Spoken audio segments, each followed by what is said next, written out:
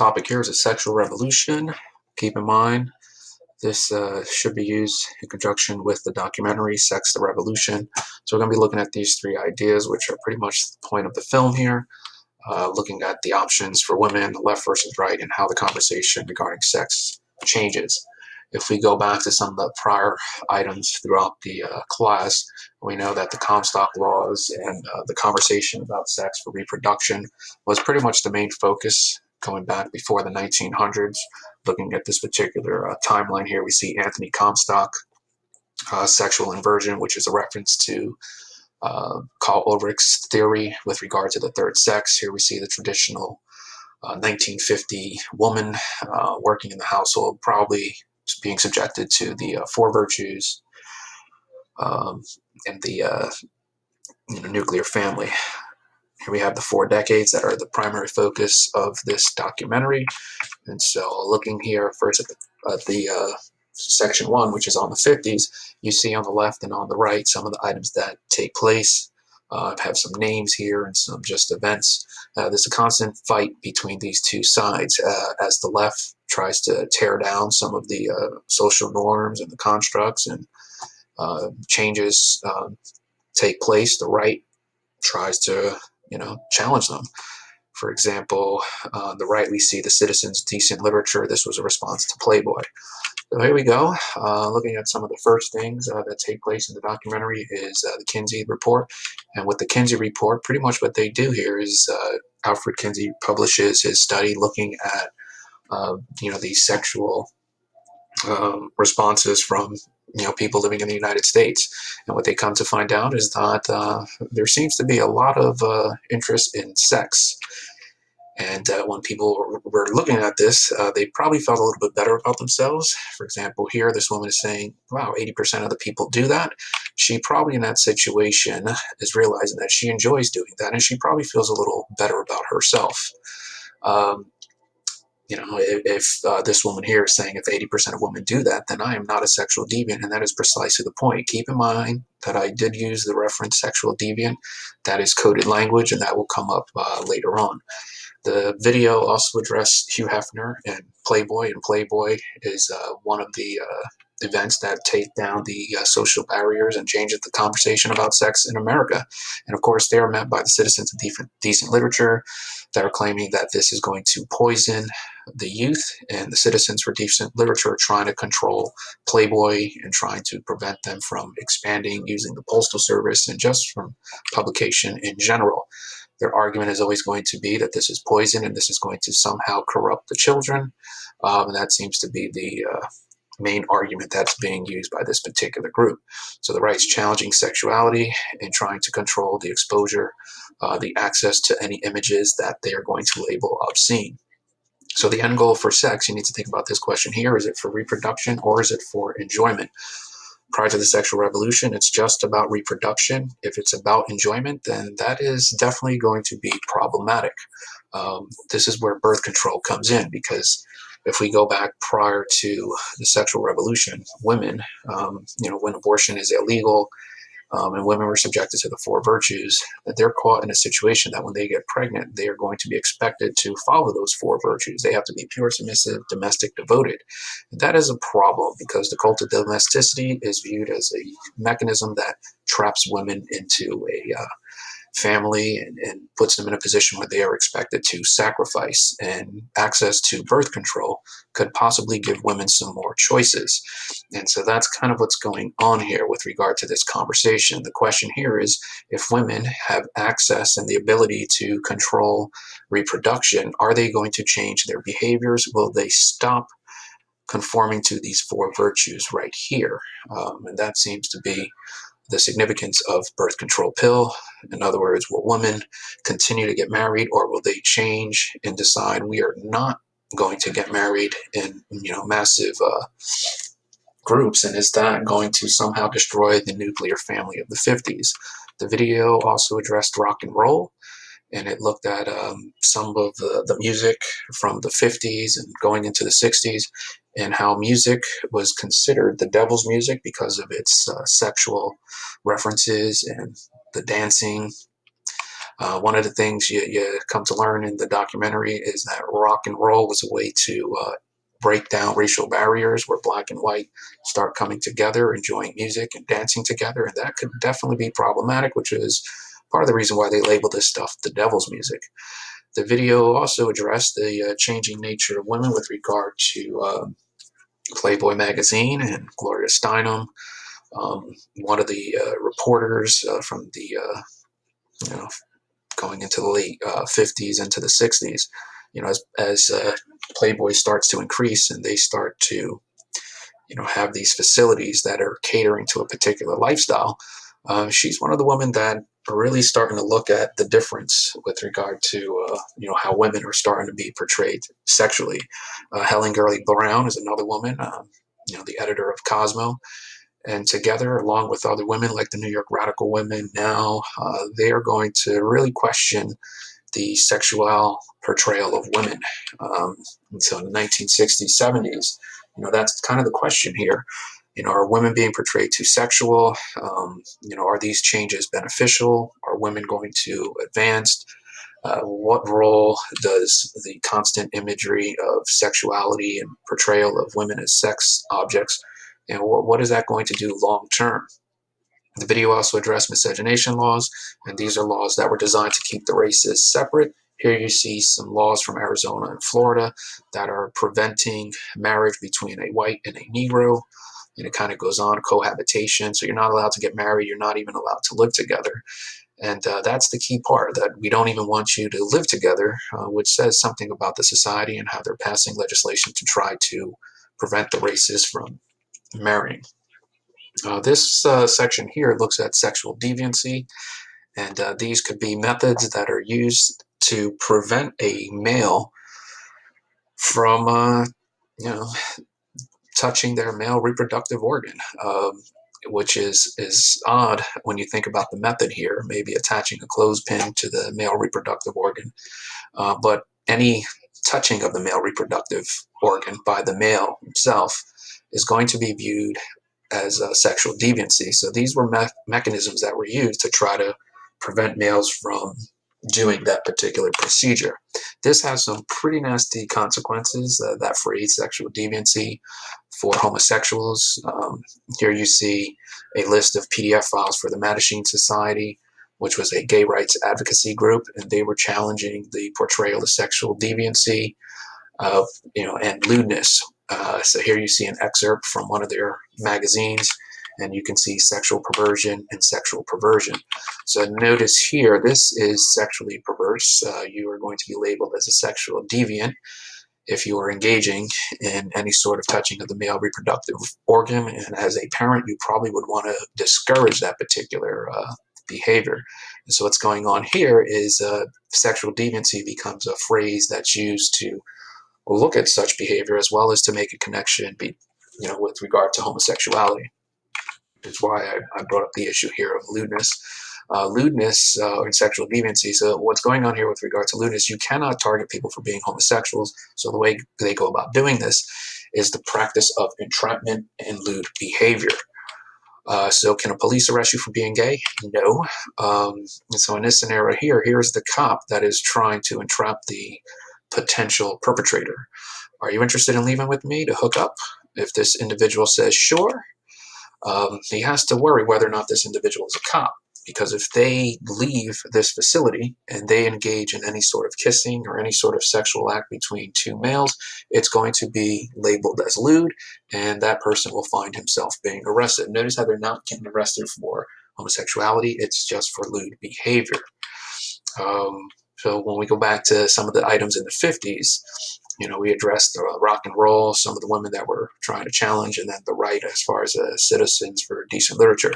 So the 1950s, a good summary, they're trying to break down the doors regarding the changing conversation about sex and society. It's about breaking down the doors. It's a starting point before you get into the 60s, where they're trying to just simply test the waters. So here we have items that were mentioned in the documentary that are about changing the conversation with regard to sex in the 1960s. Not all of these will be addressed. So we start to see in the 60s some of the songs really starting to develop and kind of reflect what's going on with regard to the conversation of sex. I Will Follow Him, 1962. This one really seems to be one conforming to the four virtues, where it's just saying she's going to follow him. Here we have a submissive woman who's willing to just do whatever her husband says. She's willing to follow him. And this is a complete different approach from You Don't Own Me by Leslie Gore. And in this particular piece, she's saying, you don't own me. And so you start to see a change. This would be the old, this would be the new. And, the women are making a choice to either conform to those four virtues through their lyrics. And in this case, they're just simply saying, yeah, that's just not me. You don't own me. Run Around Sue is looking at a woman, a girl in this case, as the lyrics suggest. And it talks about her being a runaround Sue, which means she's somebody who's running around with a lot of males. And so the significance here is that this is a prime example of why they would label this the devil's music. Here you're trying to, change the system that's been in place since the 1800s. And here you're talking about a woman who is, I guess, promiscuous. And in Martha Mandel's Love is Like a Heat Wave, she's talking about something inside of her burning. And that could be problematic for the people that are trying to really hold to what they have. Miscegenation laws. We get back into the 1960s, looking at some of this legislation. We've addressed this already in the 50s. And in the 1960s, you're going to see cohabitation and marriage being challenged in the case Loving versus Virginia. And so this is a challenge to the state law, trying to determine whether or not state law with regard to miscegenation laws is unconstitutional or not. And that's pretty much what's going on here with the Loving case. Anti-miscegenation laws are unconstitutional. We also see in the film, the documentary they addressed, Guess Who's Coming to Dinner. I guess it's pretty self-explanatory looking at the cover art for this particular film. The white woman is bringing home a black male as somebody that she is romantically interested in, and that could potentially be problematic for the society in the 50s and into the 60s. The video also addressed Bill Baird, who was one of the birth control, abortion rights advocates. And we looked at in prior unit here, looking at the difference in the 1800s, who's getting abortion, people of the upper class in comparison to the lower class that wanted abortions. We looked at Madame Restell and Anne Lohman, who was providing reproduction items, as well as trying to help poor people, deal with reproduction control. And we know what happened to Anne Lohman when she opted to commit suicide for her crime. That was illegal at that particular point. And Bill Baird represents that same viewpoint. Bill Baird is going into some of these poor communities, and he's trying to help get people access, especially the poor people, access to give them the ability to control their reproductive decisions. The video also addressed Madison Ave and advertisements. And again, in the 1920s, we did look at the birth of advertising, and you see this particular ad here that was addressed in class with the Rye Crisp, where you see two different types of women, and I guess this woman doesn't have anybody in her line, so you start to see a decision being made about what is the expectation for beauty. So Madison Ave, you ever wondered why we start to see so much sexuality being portrayed in advertisements? I would say it starts here, but in the 50s, going into the 60s, where Madison Ave becomes the mecca for advertising in New York, you start to really see sexual imagery being used to promote items, like the example here. And of course, this goes back to the question about what is the appropriate way, for us to portray women. When you're portraying women in this particular fashion, what is the message? What is the signal?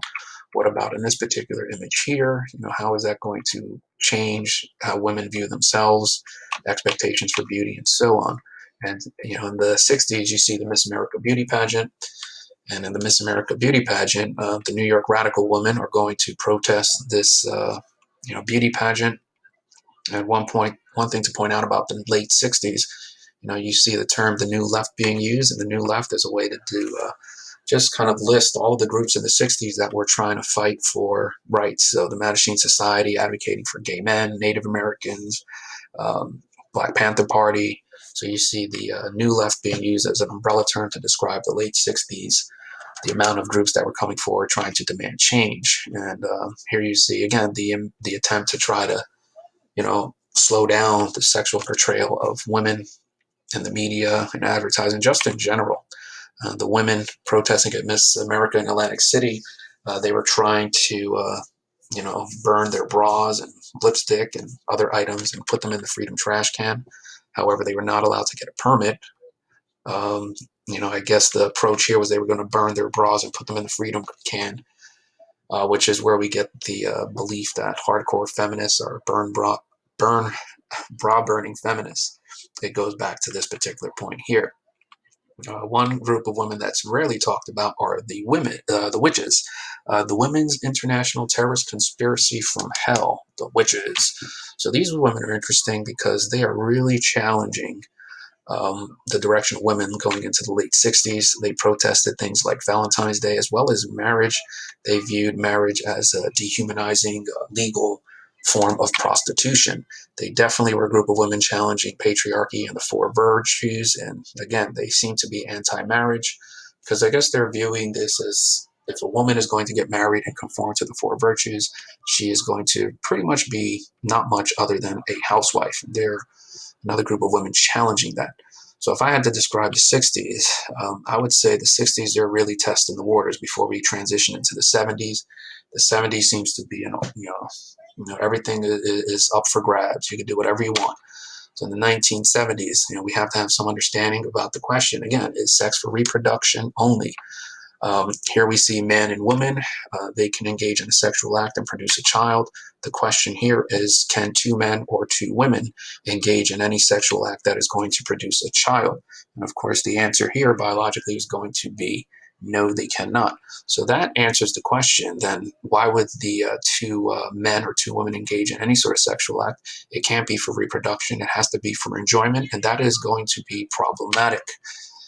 Just a side note here, prior to the sexual revolution, this list here, this is a European list that's looking at the amount of people found guilty for committing a violation of a buggery law. Buggery law was a European way to explain what we would consider a homosexual act between two men and two women. Notice how the punishment is not a good one. It's either hanging, a drowning, being whipped, and so on. So we do have a history of, treating homosexuality in a certain way. And that comes from Europe, and then it winds up, playing out in the United States as well. Remember, we did talk about lewd behavior before, and we know that in the Stonewall Riots, if you were not aware, that is when the gay men, patrons at the Stonewall bar, decided that they were going to protest the constant harassment and entrapment practices of the New York Police Department. The end result is what I'm concerned with here. The end result is that there seems to be more open decisions on behalf of gay men, primarily looking at gay men in New York City. The Stonewall Riots, it results, however, in promiscuity, especially in New York City. And what that means is you're going to see more gay men in New York City, expressing their love on the streets and also engaging in sexual freedom. And this is precisely what women on the right, like Anita Bryant and the Briggs Initiative, would eventually challenge. So here we see an image of Anita Bryant. I put her on the right because she's really one of the people that's trying to save the children. And on the left, we could look at an example in Harvey Milk, the first elected gay politician, who is really trying to advance gay rights in America. Which brings up the issue, if you're gay in the 1970s, a gay male, your best bet is probably to go to San Francisco, the Castro area, or you might want to go to New York, where you can hang out at a place like the West Side Pier. And again, when we see this particular image, what I think of here is, number one, why are the gay men going to this particular pier? They probably want to feel comfortable amongst themselves. If they go to a beach, they're probably going to be harassed. And so you can only have, gay openness in the 70s. So it can only go so far. And that's what, people like Anita Bryant, that they're trying to really challenge this change. One thing we have to keep on stressing here is that sex in the gay male community is on a rise, and that right there seems to be a potential problem, and you will see how that comes back in the 1980s. Couple of other issues regarding gay rights that were addressed in the film. Barbara Streisand, who is singing in, underground or known gay clubs, which is why she's considered a early supporter of the gay rights movement. They also talked about Judy Garland. Judy Garland passed away, and so there was a debate online about whether or not Judy Garland's death um, was the real motivation behind the Stonewall Riots. They addressed that in the film. They also looked at the phrase "a friend of Dorothy," which would mean you're somebody who is, supportive of gay rights. So if you said to somebody, "Hey, are you a friend of Dorothy?" and they smile and they're nice, they probably that probably means that they're supportive. If they're nasty and they respond, "Hey, I'll punch you in the face. You call me a friend of Dorothy," they probably kind of know where that individual stands. The video also addressed the psychological disorder with regard to homosexuality being removed from the Psychiatric Association. And all of this stuff from the perspective of the right is very simple. Women are not getting married, homosexuals are flaunting, pornography is up. Here you see an image of New York City, Times Square. All of this stuff is just readily available. And for some reason, the view on the right is that this is going to destroy the family. Families are under attack. And so we need to try to figure out a way to preserve the right. One thing the video does not address is, what are people of color doing with regard to this time frame from the 50s into the 70s or into the 80s. One thing that is hinted at is something called the blaxploitation film, where films were being made catering to a black audience, and that the portrayal of the black actors was always one of a criminal, of a pimp, or of a prostitute. And blaxploitation films, I guess the sexualization of the black female in those films, because the documentary really did not address anything along the racial lines. So again, think about the discussion so far, the left versus right, and how the conversation of sex is changing. For the 70s, it's just way too much. The question here is we got to stop doing this. It's just way too much sex going on, too much sexual imagery. That seems to be what the right is fighting about. The 1980s is pretty simple here. I really don't have much to say for the 1980s other than things in the early 80s are really starting to try to continue living back in the 70s, where things were just extremely in your face and in the open. But the problem here is in the 80s, you have the AIDS epidemic. Here you see an image of the AIDS quilt, um, you know, identifying all the people that have lost their lives from the AIDS crisis. And by the time you get into the 70s, the early 80s, late 70s, the Christian right has really become upset about the changing nature of religion, of marriage, of homosexuality, and they need an alliance and they need an ally, and they find their ally in the Republican Party. And you see the Democratic Party really taking on the causes of abortion, of women, of black rights, groups that are on the left. And that culture war that started as a result of the sexual revolution may still be an issue going on today. I encourage you to look up Trump and the culture war and look up, some of the anger among people on the right. Some of the things that Trump supporters may have said with regard to the culture war. I don't want to portray Trump supporters as negative, but just look at the culture war and look at some of the things that the individuals are saying with regard to the view of the family, the view of homosexuals, and so on. So in this particular graph, we're just looking at the 50s going into the 80s. So in the 50s, there's no conversation about sex. In the 60s, we're moving up. We're starting to make some changes. We're testing the waters. In the 70s, a free for all. Everything and anything goes. And before you know it, it all crashes. The AIDS epidemic. And in the 1980s, we need to go right back. Where are we trying to go back? To the 50s.